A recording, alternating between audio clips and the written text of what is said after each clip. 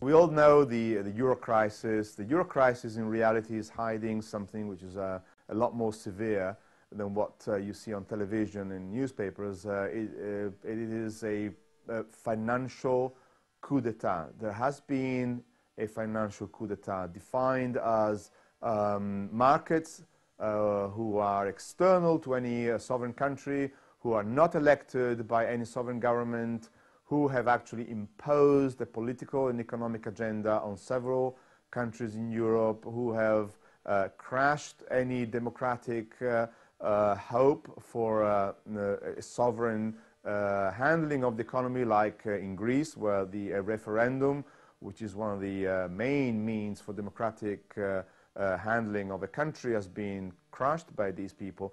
So there has been a financial coup d'etat. This financial coup d'etat is actually aiming at destroying a part of Europe for the benefit of a very tiny elite of speculators, of neo-mercantile industrialists, particularly in Germany, and of the neoliberal agenda in general.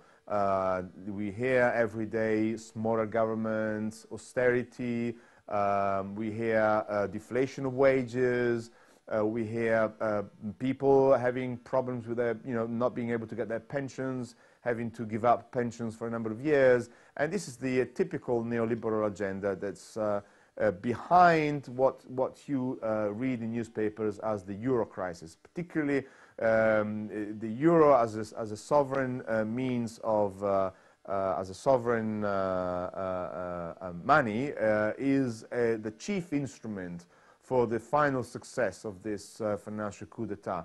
Why? Because it's not sovereign. It's not a sovereign monetary means. It's a unit of account. It's money that's been issued by a system of central banks directly into the accounts of private financial institutions. And the sovereign states are reduced to the point of having to borrow this money from banks, sovereign funds, insurance companies, hedge funds, speculators' funds. So you have a sovereign state which is not sovereign anymore and has to borrow all this money, the money that it needs to function, from these private institutions. The euro has done this trick, and it's been done on purpose, precisely to further this neoliberal agenda. So what we need now is sound economics, is state-centered economics, is people-centered economics, is a sovereign state regaining a sovereign currency to spend it, to deficit spend it, which means spend it more than they tax people, to create full employment, to create full education, to create full housing, and to create full social security. And even to help companies, private companies, small, medium businesses fulfill their expectation in sales, because the state with the sovereign currency can help productivity as much as it wants. We need this. We need to go back to this state of affairs, which has a very long tradition.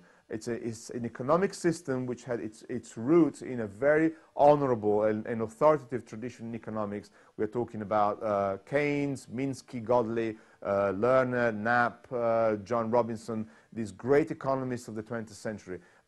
They created this system, this new way to allow states to regain their full sovereign powers for the benefit of the majority. Their thinking was short-lived. The neoliberal elites strived for 30 to 40 to 50 years to crush completely this economic apparatus, to hide it from view, to hide it from people. We need this thing to come back. Now, the modern version of this democratic way to handle the economy is called modern money theory. It's an economic school of economics. It's an American school of economics. It has its center at the University of Missouri, Kansas City, and the Levy Institute, Bard College in New York. We are inviting these economists to Italy to explain to the Italian people how to defend themselves from the financial coup d'etat, how to allow Italy to regain its monetary sovereignty, and how to use that monetary sovereignty for the benefit of the majority. Be very careful here, because you will object that the United States of America or Britain do have a sovereign currency. And how come they are in such a poor state of affairs? Well, the reason is that they're not applying modern money theory. They're not applying this economic system of expenditure that benefits for the people. They can issue as much money as they want. They just issue it to further the elites and not for the people. The United States of America has printed, let's say printed, 29 trillion US dollars in the last 3 years. Where did they go? To a tiny 1% of elites, of bankers and financial institutions. If this money had been spent for the people, America would be a different country. And the same applies to Britain.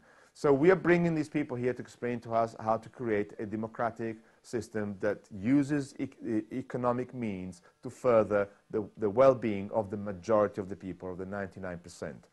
The summit will be held in Italy, in Tuscany possibly, perhaps in February. For the dates and the final arrangements, you have to see my website, which is www.paolobarnard.info, and everything is there.